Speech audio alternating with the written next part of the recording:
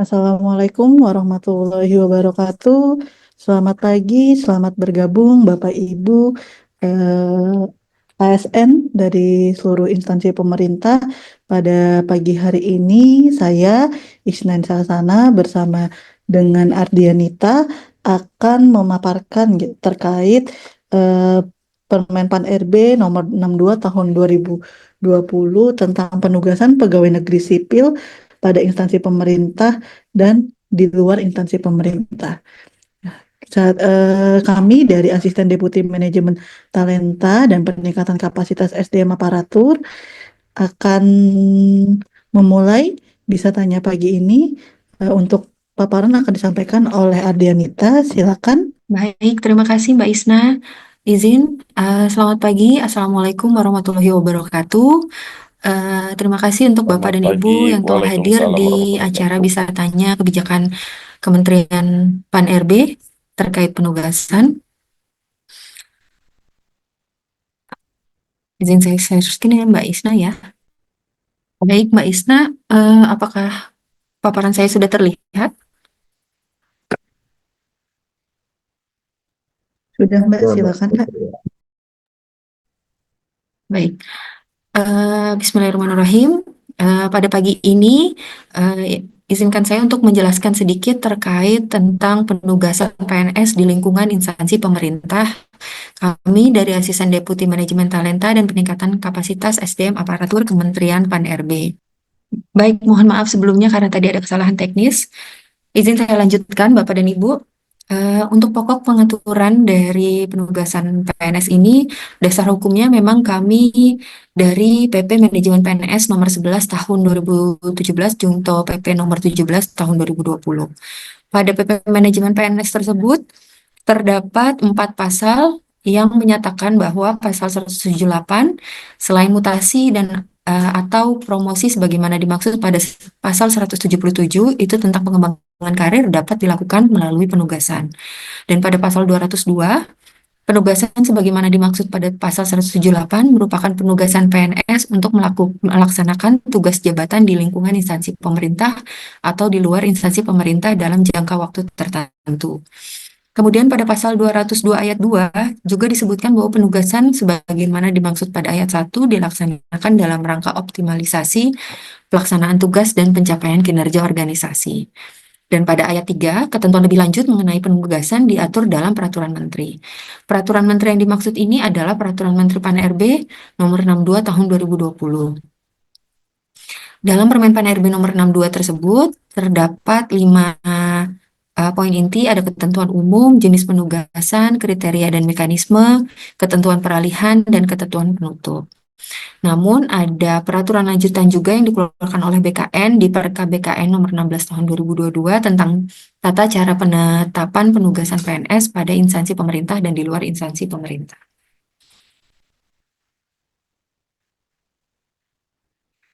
Baik, di sini dalam pokok pengaturannya, definisi dari penugasan PNS itu untuk melaksanakan tugas pada instansi pemerintah dan di luar instansi pemerintah selain instansi induknya dalam jangka waktu tertentu.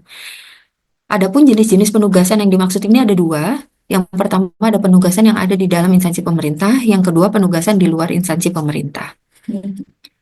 Penugasan pada instansi pemerintah ini juga ada dua tipe ya, ada penugasan yang melaksanakan tugas jabatan khusus, ada penugasan yang melaksanakan tugas jabatan yang bersifat mendukung atau administratif.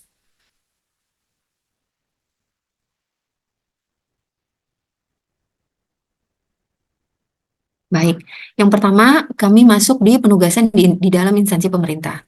Hal yang perlu dipertimbangkan ketika PNS diberi penugasan untuk melaksanakan tugas jabatan khusus pada instansi pemerintah itu ada 4 poin. Yang pertama, kualifikasi dan kompetensi dalam jabatan tertentu yang dibutuhkan oleh instansi. Kemudian ada kewenangan yang melekat dalam jabatan yang dimiliki oleh PNS yang bersangkutan. Ketiga, ada penguatan pelaksanaan tugas tertentu pada instansi pemerintah. Dan yang keempat adalah optimalisasi pelaksanaan tugas dan pencapaian kinerja organisasi. Baik, untuk jenis-jenis jabatan yang dapat melakukan penugasan ini ada 3. Yang pertama ada jabatan pimpinan tinggi, yang kedua ada jabatan administrasi, dan yang ketiga ada jabatan fungsional. Jenis atau bidang tugas jabatan yang dapat diberikan penugasan ini disusun oleh pimpinan instansi pemerintah dan diusulkan kepada Menteri Pan-RB untuk ditetapkan.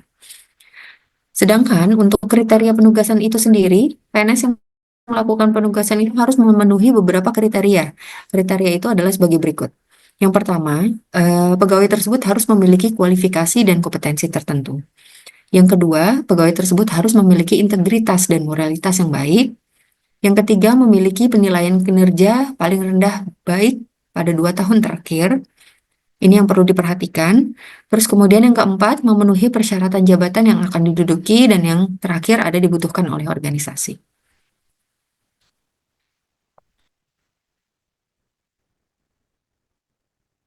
Baik, untuk mekanisme penugasan itu sendiri, PNS itu dapat diberikan penugasan atas dasar yang pertama adalah permintaan instansi yang membutuhkan. Dan yang kedua, penugasan dari instansi induknya. Jadi setelah diminta oleh instansi yang dibutuhkan, maka instansi induknya juga akan mengirimkan surat terkait penugasan tersebut. Penugasan juga dapat diperpanjang dengan persetujuan pejabat pembina kepegawaian instansi induk atas usul instansi yang membutuhkan.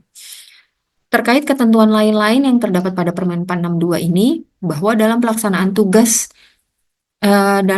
penugasan tugas jabatan khusus, pimpinan instansi induk menyampaikan surat pemberitahuan kepada Menteri PAN-RB dengan melampirkan dokumen pendukung yang meliputi 3 hal. Yang pertama, terdapat uraian urgensi penugasan. Uraian tersebut itu berisi tentang kualifikasi dan kompetensi jabatan tertentu, kewenangan yang melekat dalam jabatan yang dimiliki oleh PNS yang bersangkutan, penguatan pelaksanaan tugas tertentu, optimalisasi pelaksanaan tugas dan capaian kinerja organisasi, serta yang terakhir ada urgensi terhadap penugasan untuk melaksanakan tugas jabatan khusus. Dan yang kedua, dokumen yang dibutuhkan adalah surat permintaan dari instansi pemerintah. Seperti yang tadi saya sampaikan bahwa harus terdapat surat permintaan instansi pemerintah eh, yang dikirimkan kepada instansi induk. Kemudian nanti akan ada surat persetujuan dari instansi induk.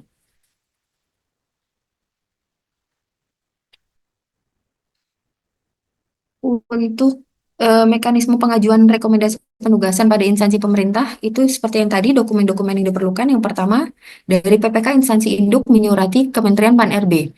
Surat tersebut sudah ditandatangani oleh PPK atau pejabat yang berwenang dan dapat ditandatangani secara elektronik, jadi diperbolehkan untuk tanda tangan elektronik.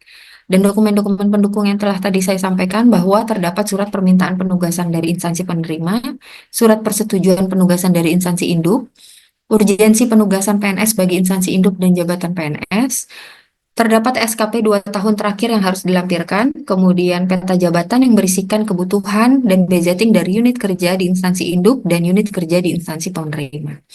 Surat permohonan tersebut dikirimkan dalam format PDF, dikirimkan ke layanan persuratan Kementerian Pan-RB atau di mapanrb.menpan.go.id.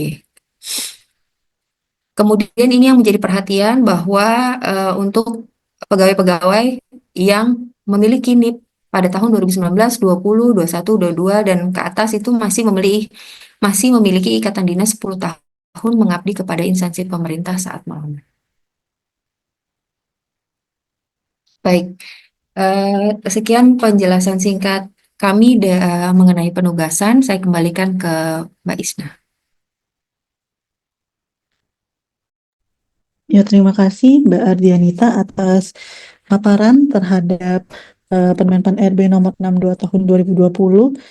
Ini pasti banyak nih kita gitu ya pegawai seumpama mungkin kalau seumpama jenuh gitu ya di instansinya atau apa mungkin melihat oh kayaknya penugasan ini bisa nih untuk pengembangan karir dan lain sebagainya gitu ya. Mungkin kita bisa ada pertanyaan dari dari peserta bisa tanya hari ini. Hmm. Mbak Nisa, bisa saya bertanya, Mbak Nisa? Zainal dari Ya, Perhubungan Laut. ya, silakan Pak Zainal. Assalamualaikum warahmatullahi wabarakatuh. Terima kasih atas waktunya, Mbak Nisa, Mbak Dita. Yang ingin saya tanyakan, aturan penugasan bagi P3K itu bagaimana ya, Mbak? Walaupun ini yang tadi dibahas adalah PNS ya, namun P3K kan ASN kita. Apakah diperkenankan P3K itu apabila sudah berkontrak pada satu UPT, nah kita tugaskan kembali yang bersangkutan ke UPT lain dalam jangka waktu tertentu, karena dengan alasan adanya kebutuhan di UPT yang akan ditempatkan dari P3K tersebut. Mungkin bisa dikasih sedikit pencerahannya, Mbak Dita, Mbak Desa. Mungkin itu aja pertanyaan dari saya. Terima kasih.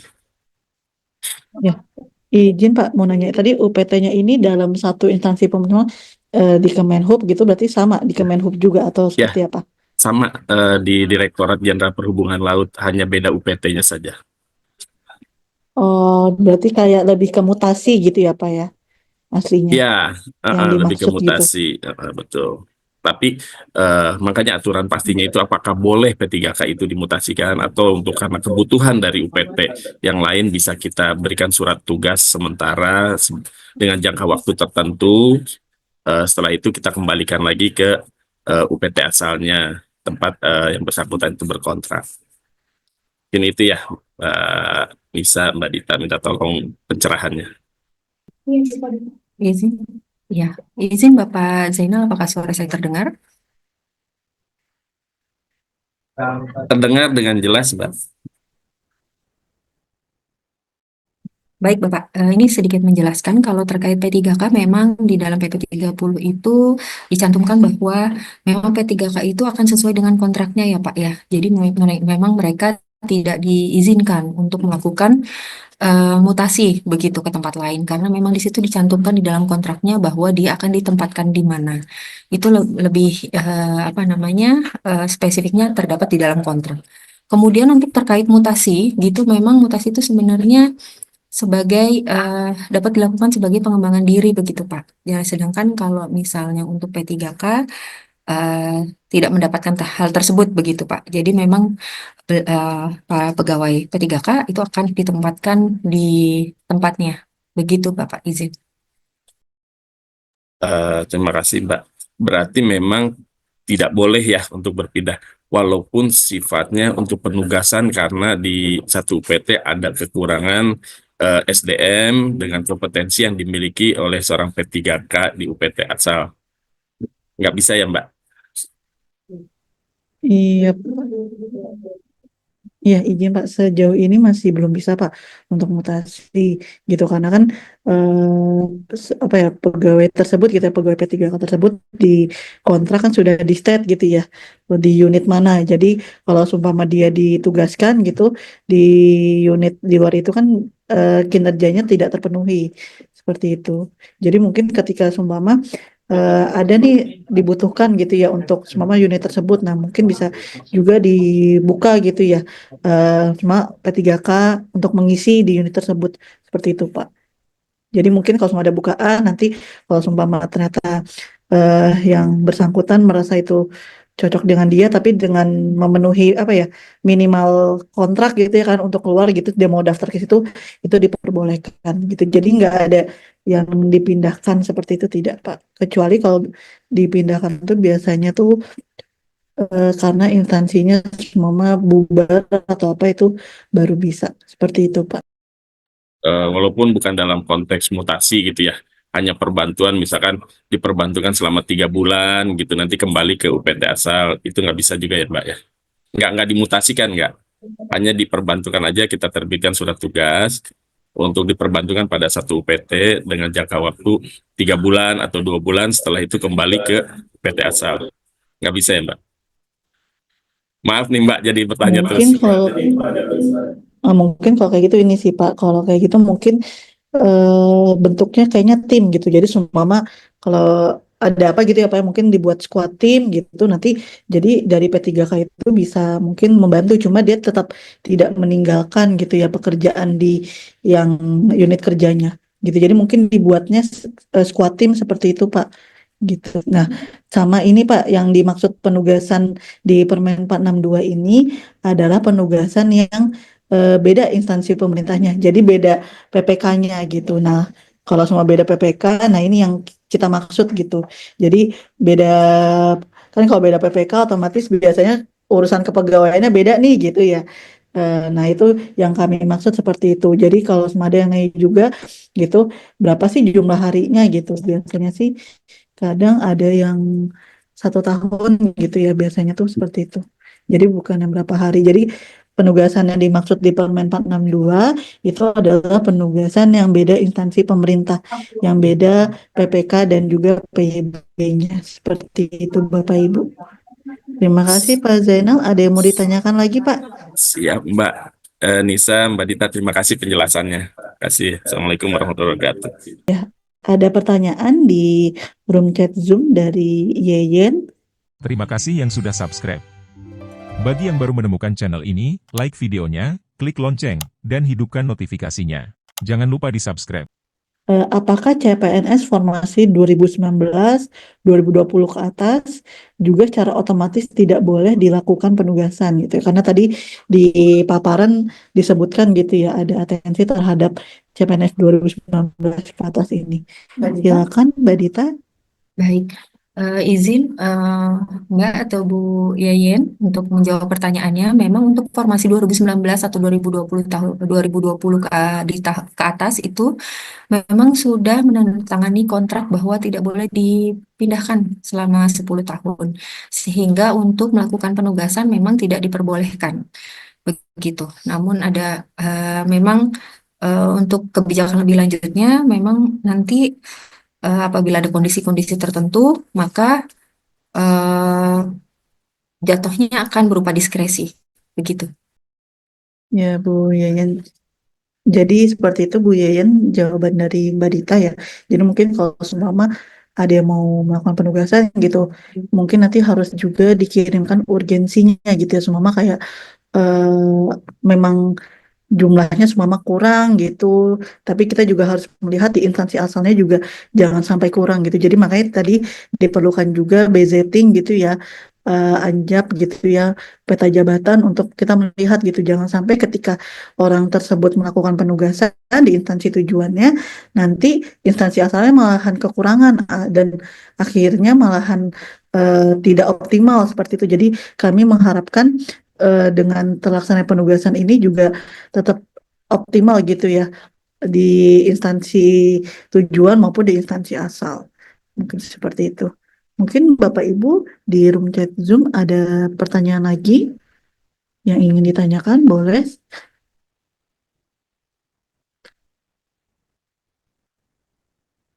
Sebentar saya coba lihat dari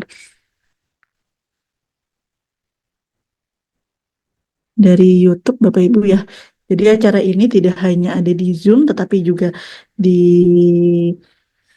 diinikan ke YouTube juga. Seperti itu. Oke, ada pertanyaan dari Bapak Suhanda. Apakah dalam dokumen pendukung berupa cukup peta jabatan atau harus lengkap dengan evaluasi jabatannya? Ya, silakan Mbak Ardianita. Baik, Pak Suhanda, izin menjawab, apakah dalam dokumen pendukung berupa cukup peta jabatan atau harus lengkap dengan evaluasi jabatannya? Cukup dengan peta jabatannya saja, Bapak. Cuman memang peta jabatan tersebut dari instansi induk dan instansi tujuannya, begitu. Jadi dua-duanya harus dilampirkan berikut untuk melihat gazettingnya begitu. Dan untuk peta jabatan tersebut harus ditandatangani ya, Mbak Isna ya, oleh PPK-nya begitu. Jadi nanti peta jabatan yang akan diberikan sebagai dokumen pendukung itu juga harus ditandatangani oleh PPK. Begitu, Bapak. Ya, jadi seperti itu Pak. Jadi peta jabatan yang sudah ditandatangan ya Pak ya, yang sudah update dan sudah ditandatangan biasanya saya lupa ini ada penetapan kayak seingat saya sih kalau di instansi gitu ya ada penetapan terkait peta jabatan di instansinya gitu. Jadi tidak perlu menggunakan evaluasi jabatan, cukup dengan peta jabatan saja. Tadi yang seperti saya sampaikan peta jabatan ini jadi harusnya untuk melihat gitu apakah ketika orang tersebut ditugaskan gitu ya, memang di instansinya nih masih bisa menopang gitu. Jadi agar tidak ada yang kolaps seperti itu Bapak Ibu. Lalu ini Pak Suhande bertanya bagaimana dengan dampak pembayaran tunjangan tambahan bila tanpa evaluasi jabatan di instansi penerima. Tuh. Oke, jadi mohon saya jawab Bapak. Jadi untuk tunjangan gini Pak. Jadi kalau seumpama di peta jabatan ya Bapak, kenapa peta jabatan kan untuk melihat nanti ketika Bapak Ibu sudah apa ya sudah ada proses sudah oke, nanti dari instansi asal akan mengirimkan surat ke Menpan. Nah setelah instansi asal mengirimkan surat ke Menpan, Bapak Ibu nanti itu bisa buat jadi dasar pertek dari BKN. Jadi nanti dari instansi asal mengirimkan ke BKN untuk mengeluarkan pertek. Nah pertek ini biasanya ya Bapak Ibu ya ini tergantung aturan dari instansi masing-masing ya. Biasanya ada yang ketika penugasan ini gaji pokoknya ditanggung oleh instansi asal, tetapi untuk instansi penugasan apa ya menunjang untuk yang TPP gitu atau Tukin. Tapi ini dibalikan lagi dengan aturan instansi masing-masing seperti itu. Jadi nanti itu yang menjadi dasar seperti itu. Jadi tidak perlu ada dokumen evaluasi jabatan seperti itu. Ya, ada ada pertanyaan dari di room Zoom gitu ya, dari PNS daerah bukan pusat. There is the law, is there is no exception. Setiap aturan mesti ada way out-nya. Untuk way out pasangan ASN beda daerah, bagaimana jika penugasan juga dibatasi NIP 2019 ke atas tidak bisa? Terima kasih. Silakan, Mbak Dita. Izin, Mbak Isna, mungkin ini cuman jawaban singkat aja ya. Sebenarnya kan di dalam Permen Pan RB terkait kontrak bahwa tidak boleh dipindahkan selama 10 tahun itu kan diberikan kebebasan ya. Pada awal sebelum penerimaan CPNS itu memang dapat untuk menandatangani kontrak untuk tidak dapat dipindahkan 10 tahun. Apabila memang memiliki pasangan di daerah yang beda daerah gitu ya antara pegawai tersebut, maka sebenarnya bisa untuk tidak menandatangani kontrak tersebut begitu. Jadi memang tidak menyetujui untuk tidak dapat dipindahkan selama 10 tahun. Begitu.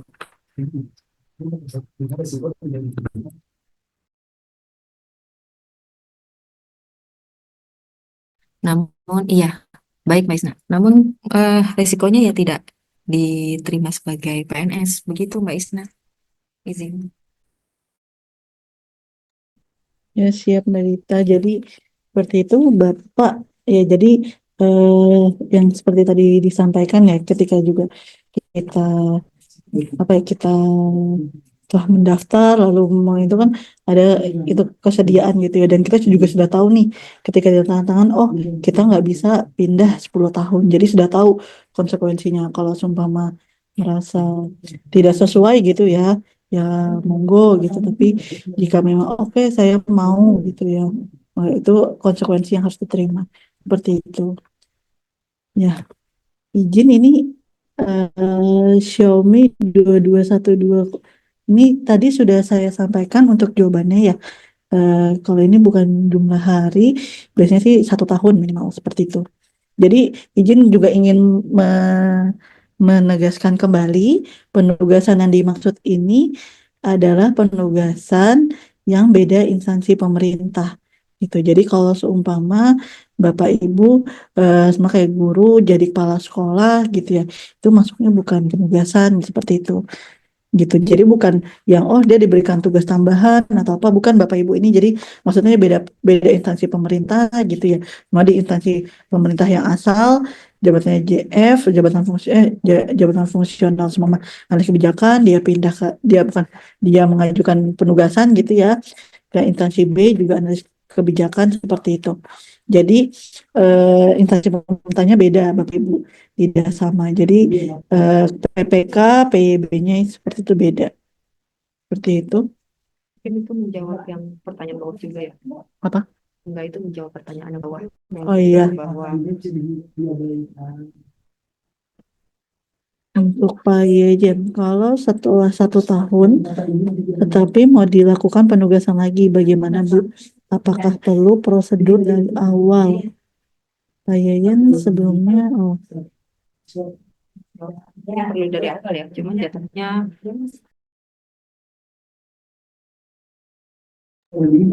baik, izin Mbak Isna, saya coba menjawab untuk yang Saudara Yeyen ya. Kalau setelah 1 tahun tetapi mau dilakukan penugasan lagi, bagaimana? Apakah perlu prosedur dari awal? Iya, memang masih diperlukan prosedur dari awal. Jadi memang tetap akan ada permintaan dari instansi penerima bahwa memang mereka masih dibutuhkan kompetensinya, pegawai tersebut ada di instansi tersebut.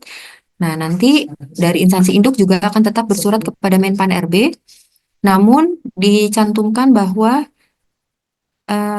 perpanjangan apakah masih di instansi yang sama, itu berarti ditulisnya perpanjangan, tapi nanti kalau misalnya beda instansi, setelah 1 tahun itu mau dilakukan penugasan lagi tapi beda instansi, itu baru diulang dari awal. Begitu, Pak. Cuman kalau misalnya di instansi yang sama, mungkin bisa dicantumkan perpanjangan.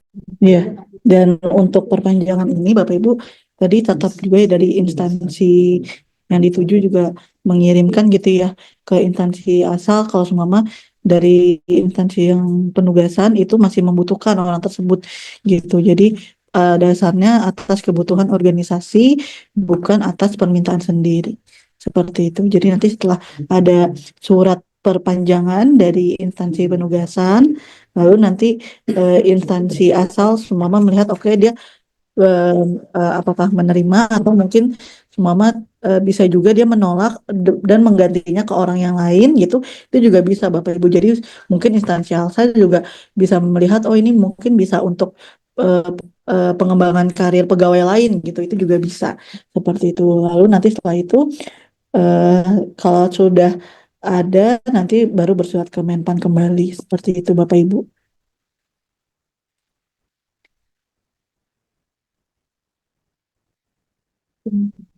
Dari YouTube ada pertanyaan dari Ririn Oktosa. Selamat siang Bu, izin bertanya apakah ada format khusus untuk usulan jabatan yang boleh diisi penugasan yang akan diajukan oleh instansi penerima? Ini maksudnya seperti apa ya? Format khusus usulan jabatan. Oh, mungkin ini ya. Jadi kan kalau tadi kita sempat ini ya, ada usulan jabatan gitu ya. Usulan jabatan ini saya berikan contohnya, Bapak Ibu contohnya seperti di Bawaslu gitu ya. Bawaslu saat itu bersurat ke kami gitu dia saat ini apa waktu itu kekurangan personil gitu. Lalu untuk mempercepat pengisian dia bisa melalui penugasan dari Bawaslu mengirimkan jabatan apa saja yang bisa diisi oleh penugasan gitu ya. Kami lihat urgensinya gitu dan lalu kami berikan persetujuan gitu ya untuk jabatan apa yang bisa diisi oleh penugasan. Dan kalau untuk penugasan Bawaslu sendiri itu tidak perlu ada kalau sudah ada persetujuan Menpan terkait jabatannya itu tidak perlu lagi berat ke Menpan. Jadi kalau untuk Bawaslu pengajuan TKBKN-nya bisa menggunakan surat rekomendasi Menpan di tahun 2020 jabatannya. Jadi nggak perlu dari instansi asal nggak perlu mengirimkan kembali kepada Menpan seperti itu. Itu seperti itu Bapak Ibu. Jadi kalau semua udah ada jabatannya bisa seperti itu. Jadi tidak perlu 2 kali ke Menpan lagi. Seperti itu. Untuk konsultasi lebih lanjut kami bisa hubungi kemana dari Pak Xiaomi. Ini bisa yang mengampu terkait penugasan ini ada di Asisten Deputi Manajemen Talenta dan Peningkatan Kapasitas di Deputi SDM Aparatur, Bapak. Gitu. Jadi mungkin kalau semua konsultasi bisa ke unit kami seperti itu. Izin menambahkan Mbak Isna, mungkin apabila ada yang masih belum jelas untuk konsultasi lebih lanjut, bisa bersurat ke kami untuk mengadakan pertemuan, misalnya mau kunjungan atau gimana gitu Pak, untuk melakukan perjanjian bisa mengirimkan surat dahulu agar bisa dapat kami temui. Untuk alamat suratnya seperti tadi Pak sama ke map map RB saya lupa sama seperti yang ada di paparan tadi gitu. Jadi aslinya sama emailnya juga sama gitu. Jadi bisa ke persuratan Kementerian Pan RB seperti itu. Ya, mungkin dari Bapak Ibu yang ada di Zoom meeting, apabila ada yang mau ditanyakan kembali. Ya, silakan Pak Anton. Baik. Saya hanya ingin menanyakan kepastian yang proses kami penugasan ya begitu ya. Eh, Terkait penugasan dari kami karena memang sudah mau melewati batas waktu ini, apakah saya hanya ingin info eh, direkomendasikan atau tidak? Kalau memang tidak kan akan kami tarik gitu loh. Karena memang sudah kami menurunkan dengan PAN, ya kami apa ini mendapat kepastian ya budaya kami yang kami tugaskan itu di KPK sudah kami proses sudah lama. Ini minta petunjuk ini apakah sudah ada persetujuan dari menteri atau belum atau seperti apa sehingga kami ada kepastian gitu ya. Mohon infonya ini Bu kita. Oh, berarti izin Pak, berarti ingin menanyakan terkait progres ini apa ya? Surat usulan penugasan pegawai Perpusnas ke KPK gitu ya Pak ya? Hmm, Nanti kami coba nanti cek ke tim dulu ya Pak ya untuk itu. Ya, mungkin selain itu ada lagi pertanyaan dari Bapak Ibu? Ya, berikut sudah disampaikan oleh admin Biro Dakip untuk materi Bapak Ibu ya bisa di-download gitu ya. Mungkin kira-kira ada yang tadi terlewat mungkin bisa menanyakan gitu ya dari materi yang ada di link tersebut. Ya, apabila sudah tidak ada pertanyaan gitu ya dari Bapak Ibu di room Zoom ataupun di YouTube, kami, saya Isnanisa dan juga Mbak Ardianita izin pamit di sesi bisa tanya pagi ini. Mungkin apabila ada pertanyaan bisa juga bertanya di apa ya, saya juga bingung sih, di Kemenpan gitu ya, bisa bertanya melalui akun media sosial Menpan juga seperti itu. Mungkin dari saya, dari kami, mohon maaf apabila ada penjelasan yang kurang mungkin yang kami sampaikan ke Bapak Ibu. Dari kami, terima kasih. Wassalamualaikum warahmatullahi wabarakatuh.